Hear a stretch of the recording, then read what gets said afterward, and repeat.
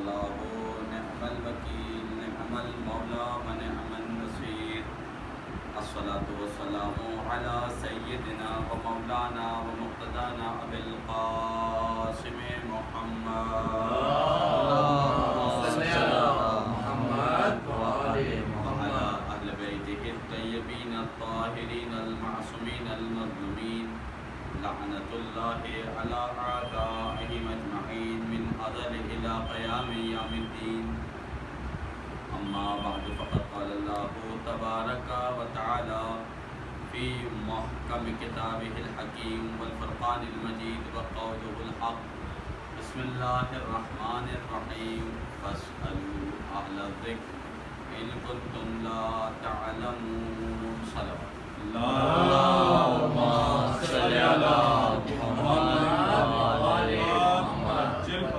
خزانہ محترم سورہ مبارکہ انبیاء کی 7ویں آیت کی تلاوت کی گئی. پروردگار عالم ارشاد فرما رہا ہے کہ سوال کرو جاننے والوں سے اگر تم نہیں جانتے. فرشادہ امام حسین اور شہادت امام حسین علیہ السلام کے مقاصد بہت سارے ہیں. اس میں ایک مقصد کیونکہ امام حسین علیہ السلام کی مجالس میں حتی الامکان پورا کیا جا رہا ہے اور کوشش کی جا رہی ہے اور مومنین اپنے اعتبار سے استفادہ بھی کر رہے ہیں. وہ ہے کیا؟ قرآن اور اس کی تفسیر. کیونکہ امام حسین نے جو سر دیا تھا وہ اسلام کے پراسپیکٹس کو بچانے کے لیے پرنسپل آف اسلام بچ جائے کسی طرح. ورنہ ہمارے آپ کے کانوں میں ایک بات سنائی دیتی ہے اسلام تو پہلے بھی تھا، اسلام اس کے بعد بھی تھا امام حسین. دراصل امام حسین جس اسلام کے لیے تگدو کر رہے تھے اور شہادت پیش کر کے گئے ہیں. ایک جملہ آپ کے سماعتوں کی نظر کر دوں کہ امام حسین کے بعد والے دین اور امام حسین سے پہلے والے اور رسول خدا کے بعد والے دین میں فرق کیا ہے؟ رسول خدا کی جب آنکھ بند ہوئی تو اس کے بعد جو افراد اسلام کے ذمہ دار بنے تھے اس کے حوالے سے یہ کہا جا سکتا ہے کہ کسی بھی ادارے کا انچارج جو ہوتا ہے وہ اپنے ادارے کے امپلائی کے ہر عمل کا ذمہ دار ہوتا ہے.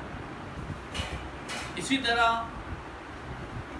اگر بعد رسول خدا جو افراد اپنے آپ کو ذمہ دار کہہ رہے تھے صلوات پڑھے محمد والے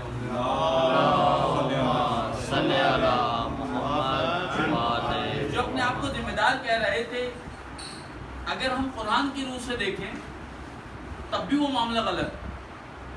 کیونکہ پروردگار عالم نے سسٹم یہ رکھا ہم جسے بھی بھیجیں گے اسے صاحب علم بنا کر بھیجیں، یعنی وہ صاحب علم ہو، صاحب معجزہ ہو. پروردگار عالم نے یہ دونوں صفات اس وجہ سے رکھی تاکہ دنیا میں میرا خلیفہ ہونے کا دعویٰ کوئی اور نہ کر سکے. جو بھی کرے گا اللہ کی چاہنے والے اللہ کے بندے اس سے کم از کم یہ دو چیزیں ایک طلب کریں گے، محسوس کریں. علم کو طلب کریں، معجزے کو طلب کریں، علم کو محسوس کریں. بات بالکل صحیح. کہ اگر کوئی آج آ کے یہ کہہ دے کہ میں امام مہدی ہوں تو کیا ہم اسے مان لیں؟ جبکہ وہ بہت سارے عجائبات دکھا رہا ہو، عقلوں کو حیران کر رہا ہو، دم کر رہا ہو عقلوں کو، بڑی بڑی چیزیں دکھائے. اصل میں جو اصول پروردگار عالم نے دیا، جو اصول قرآن نے دیا کہ ہم نے اس کو معجزہ عطا کیا ہے، تو وہی اصول ہم اس دعویٰ کرنے والے سے طلب کریں کہ بھئی آپ اللہ کے خاص بندے ہیں. تو اللہ کے خاص بندے جو اگر حضرت آدم سے لے کر ہم خاتم تک دیکھیں اور خود مولائے متقین کو دیکھیں، امام حسن کو دیکھیں اور 11ویں امام تک دیکھیں، ان تمام افراد کے ہاں بھی انبیاء میں بھی ایک چیز مشترک نظر آتی ہے، یہ تمام صاحبان معجزہ تھے. اور پھر رسول خدا سے کسی نے سوال کیا تھا، اتفاق سے عنوان بھی میرا یہی ہے کہ آپ اگر اللہ کے رسول ہیں میں کس طرح مان لوں کہ آپ اللہ کے رسول ہیں؟ لیکن کتنا ویلڈ پوائنٹ ہے جو ہم اپنے زمانے میں ہادی برحق کو، یعنی من اللہ کی طرف سے ہادی برحق جو ہوگا اس کو اگر ہم جاننا چاہیں گے تو ہمارے پاس وہی پیمانہ ہونا چاہیے جو پیمانہ رسول اللہ کا تھا، کیونکہ یہ رسول اللہ کی جانشین۔ تو رسول خدا نے ایک عجیب اس سے سوال کی، یہ بتاؤ کہ تم کس طرح میری رسالت کو قبول کرو؟ تو اس نے جواب دیا، آپ کوئی ایسا ثبوت مجھے دے دیں کہ میں مجبور ہو جاؤں آپ کی رسالت قبول کرنے۔ اب حضرت رسول خدا نے اطراف میں پڑے ہوئے پتھروں کو اور چیزوں کو دیکھا، دو تین چیزیں، بہت ساری چیزیں اس میں دو تین چیزیں ہیں جس میں سے ایک چیز میں پہلے تو رسول خدا نے دیکھا درخت ہے، تو رسول خدا نے کہا اس درخت کے ذریعے میں اپنی رسالت کی گواہی دلوا دوں؟ ہاں اگر اس سے دلوا دوں تو میں اس سے مانوں گا۔ تو رسول خدا نے اس سے ایک سوال کیا، کس طرح کی گواہی چاہیے؟ اصل میں تو معاملہ ہے گواہی کس طرح کی چاہیے؟ اچھا وہ سوچنے لگا، سوچنے کے بعد کہتے ہیں اگر آپ اس درخت کے آدھے حصے کو اپنے پاس بلا لیں، آدھا وہی رہے، یہ کتنا خطرناک ہے۔ اچھا کوئی دنیا والا بنایا ہوتا، دنیا کا منتخب کردہ ہوتا، کہتا بھائی یہ تو بہت مشکل ہے، پورے ہی لا سکتا ہوں، آدھا نہیں لا سکتا۔ جو اللہ کا نمائندہ ہوگا وہ میرے ہاتھ میں سب کچھ ہے، میں اگر کہہ دوں کہ اوپر کا حصہ آ جائے تو اوپر کے پتوں والا حصہ آ جائے گا، اگر میں کہہ دوں وہ وہی رہ جائے، جڑ نکل کے آ جائے، درخت میں رہ جائے گا، جڑیں آ جائیں گی، اگر میں کہہ دوں درمیان کا تنا آ جائے وہ تنا آ جائے گا، دونوں چیزیں اوپر نیچے کی رہ جائیں گی۔ اس نے کہا آدھا بلوا لیں۔ رسول خدا نے آدھا بلوا لیا، واقعی وہ آدھا کٹ کے خود بخود رسول خدا کے پاس آیا، تو رسول خدا نے کہا واپس بھی بھجوانا ہے؟ ہاں واپس بھی بھجوا دیں۔ رسول خدا نے واپس بھجوا دیا۔ کہا اور کوئی دلیل چاہیے؟ کہ ہاں چاہیے تو دلیل۔ اب دیکھیں رسول کی رسالت بھی بغیر دلیل کے قبول نہیں کی جا رہی، تو امام کی امامت بغیر دلیل کے کیسے قبول کر لی جائے؟ کیونکہ یہ امام بھی اسی رسول کا جانشین اور نائب ہے۔ اب رسول خدا نے کہا میں اپنے پاس سے کوئی دلیل بتا دوں، دے دوں کہ ہاں دے دیں۔ جتنے پتھر پڑے ہوتے رسول خدا نے کہا اے انگریزو تم بتاؤ میں کون؟ تمام پتھروں نے، دیکھیں اگر کوئی جانور کھڑا ہوتا، کوئی اور ایسی چیز کھڑی ہوتی جس کے پاس زبان ہو بولنے کے لیے، تو بات سمجھ میں آتی بھائی کہ انہوں نے جانوروں کو کہا ہے، لیکن رسول خدا نے ایسی چیزوں سے کہا جس کے پاس زبان نہیں ہوتی۔ رسول خدا نے تمام انگریزوں سے کہا تم ہی گواہی دے دو میں کون ہوں۔ تمام پتھروں نے ایک ساتھ آواز نکالی انک لرسول اللہ، کہ ہم گواہی دیتے ہیں آپ اللہ کے رسول ہیں۔ اس شخص نے فوراً کلمہ پڑھا۔ اس کا مطلب کہ قرآن کی تفسیر میں جب پروردگار عالم یہ کہہ رہا ہے، پروردگار عالم یہ کہہ رہا ہے کہ جاننے والوں سے سوال کرو، اگر تم نہیں جانتے ہو، اس کا مطلب پروردگار عالم دو ڈپارٹ کی طرف اشارہ کر رہا ہے، دو شعبوں کی طرف اشارہ کر رہا ہے۔ ایک شعبہ وہ ہے جو جاننے والا ہے، ایک شعبہ وہ ہے جو جاننے والا نہیں ہے۔ اور جو جاننے والا ہے، اب یہ کیسے پتہ دے کہ ہمارے لیے تو آسانی ہو گئی فرض ادا امام حسن کے ذریعے، اس فرض ادا کے ذریعے صرف محرم میں نہیں، اس کے علاوہ چاہے برچ سوئم میں جہاں جہاں مجالس ہوتی ہیں وہاں قرآن کی اور حدیث کی بات ہوتی ہے۔ تو اب دو ڈپارٹ جب بنے، ایک فیصلہ کیا جائے کہ جاننے والے کون ہیں کتنے، نہ جاننے والے کون ہیں کتنے۔ تو قرآن میں آپ لوگ تلاوت کرتے ہیں انشاءاللہ، قرآن میں ایک جملہ بہت زیادہ آتا ہے، اکثرهم لا یعلمون، کثرت ان کی ہے جو نہیں جانتے۔ یہ سوال بہت آتا ہے قرآن میں، یہ جملہ بہت آتا ہے، اکثرهم لا یعلمون، کثرت ان کی جو نہیں جانتے۔ تو منطقی انداز میں جواب کیا نکلے گا؟ منطقی انداز میں جواب یہ نکلے گا، صلاۃ پڑھیں محمد و آل محمد،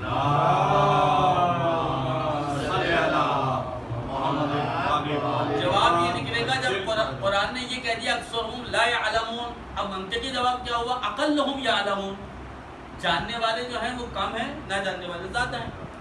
یہ تو ثابت ہو گیا نہ جاننے والوں کی تعداد زیادہ ہے اور جاننے والوں کی تعداد کم۔ اب یہ پتہ لگانا ہے یہ نہ جاننے والے ہیں کون اور جاننے والے کون ہیں۔ دیکھیے قرآن نے ہمارے لیے معاملہ، قرآن و حدیث نے معاملہ ہمارے لیے آسان سے آسان تر کر دیا ہے۔ وہ آسان سے آسان تر معاملہ ہوا کیسا؟ جب ہم نے تاریخ کے اوراق میں پڑھا تو ہمیں یہ جملہ سنائی دیتا ہے، صفحات پہ لکھا ہوا دکھائی دیتا ہے کہ یا علی اگر آپ نہ ہوتے،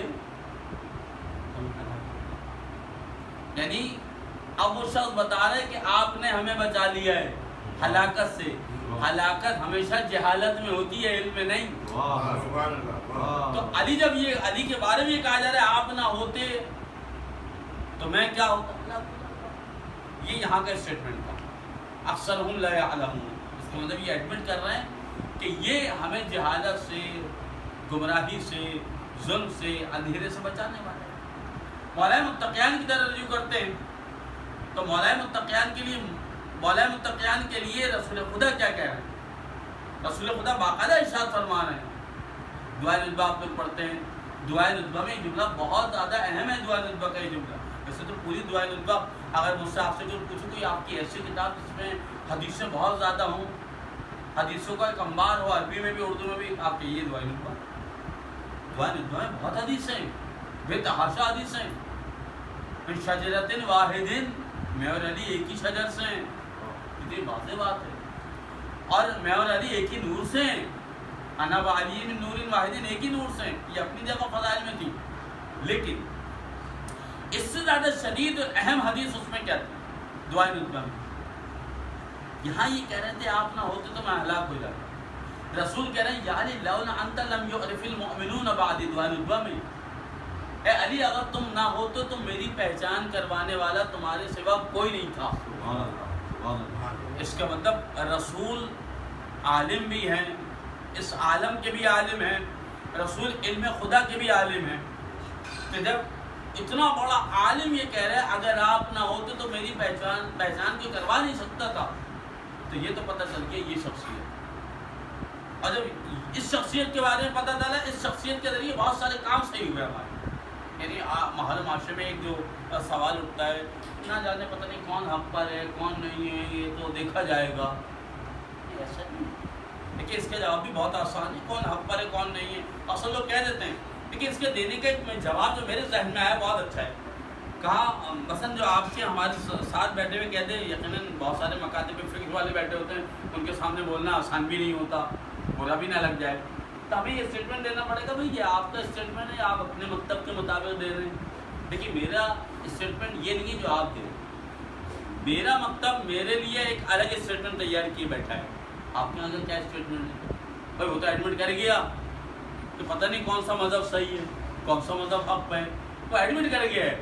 آپ وہی کام کریں جو ابو موسیٰ شریف سے ہو گیا تھا، معزول کر دیے طالب نے ابی طالب کو، انہوں نے اب کیا کہیں امیر شام کو کہا میں تو معزول نہیں کر رہا، لیکن آپ ابو موسیٰ شریف والا کام نہیں کر۔ آپ کے ہمارے مکتب کا نظریہ الگ ہے، وہ کیا نظریہ کہ ہم تو حق پہ ہیں، ہمارا نظریہ ہمارے مکتب کا یہ، ہم آپ کو نہیں کہہ رہے کہ آپ حق پہ ہیں، نہیں، ہم تو حق پہ ہیں، اور ہم حق پہ اتنے واضح ہیں کہ اللہ کے رسول نے کہا تھا الحق مع العلی والعلی مع الحق، حق علی کے ساتھ ہے، علی حق کے ساتھ ہے، اور رسول خدا کی زبان یہ کہنے کے بعد اس کہنے پر مجبور، یہ بات کہنے پر مجبور ہو گئی، پروردگارہ تو حق کو وہاں موڑ دینا جہاں علی موڑ دینا، علی سے نہیں کہا یعنی تو حق کی جانب موڑ دینا، اس کا مطلب جہاں جہاں علی موجود ہے حق وہاں ہے۔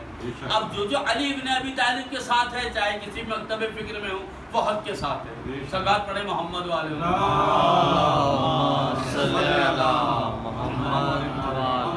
یہ کام بہت آسان ہوا۔ اور پھر یہی علی ابن ابی طالب بیٹھے میں مولا علی علیہ السلام سے لوگوں نے سوال کیا یا علی ہمیں کچھ تبرک دے جائیے، یعنی تبرک علم بھی دے جائیے۔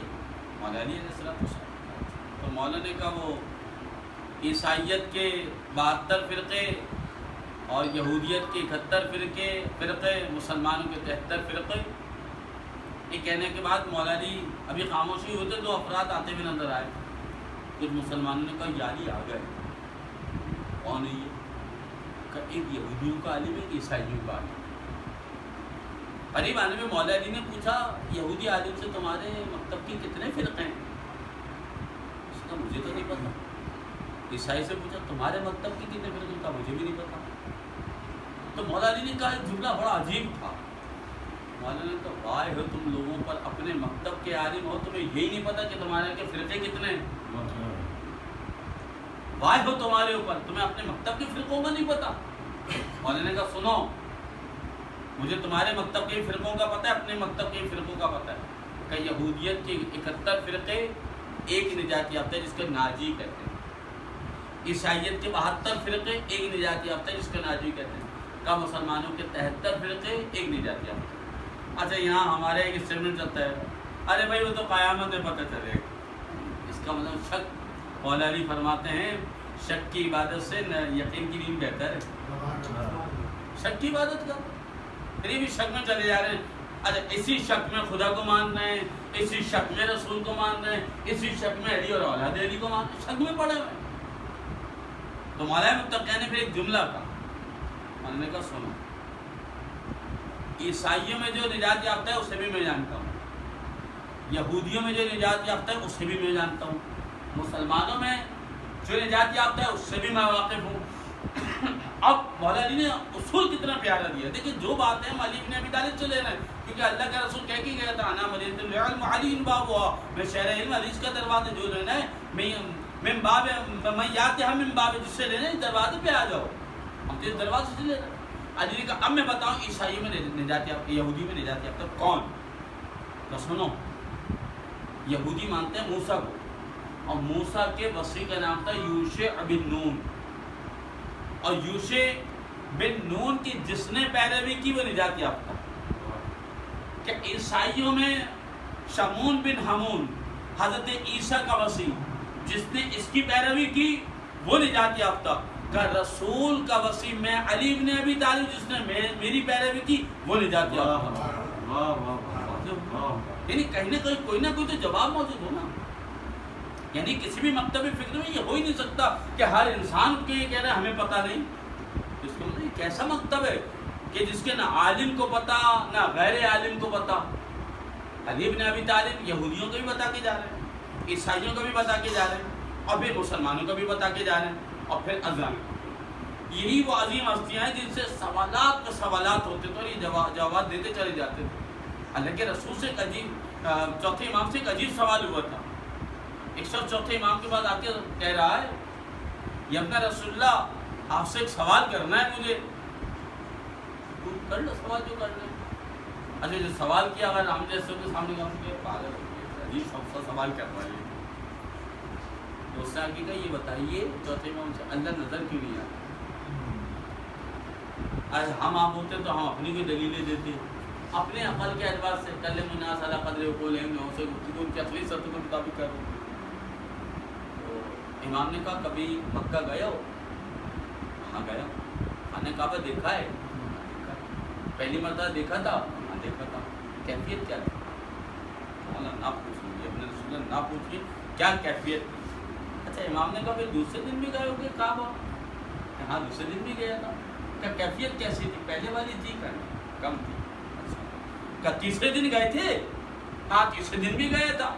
تیسرے دن کی کیفیت کیا تھی؟ کہ وہ دونوں دنوں جیسی نہیں تھی. مولا نے کہا دیکھو جیسے جیسے وقت گزرتا گیا تم دیکھتے گئے عظمت کم ہوتی گئی. پروردگار عالم نے اپنی عظمت کو برقرار رکھنے کے لیے اپنے آپ کو پوشیدہ رکھا تاکہ عظمت برقرار رہے. دیکھیے امامت جواب کتنا اعلیٰ دے رہے, یعنی ہر چیز کا جواب موجود ہے, ہر چیز کا جواب. واقعی یہ میرے خیال میں عام مکاتب فکر کے بڑے بڑے علماء سے اگر یہ سوال کر لیا جائے وہ کہیں گے بھائی نہیں نظر آتا, اللہ نے اپنے آپ کو چھپا کے رکھا, اللہ جانے تم جانو اور ہم جانے, بھائی یہ معاملہ اللہ پہ چھوڑ دو. لیکن امام اس کی جسٹیفیکیشن دے رہے ہیں, ریزن دے رہے ہیں, وجہ بتا رہے ہیں, سبب بتا رہے ہیں کہ پروردگار عالم پوشیدہ کیوں.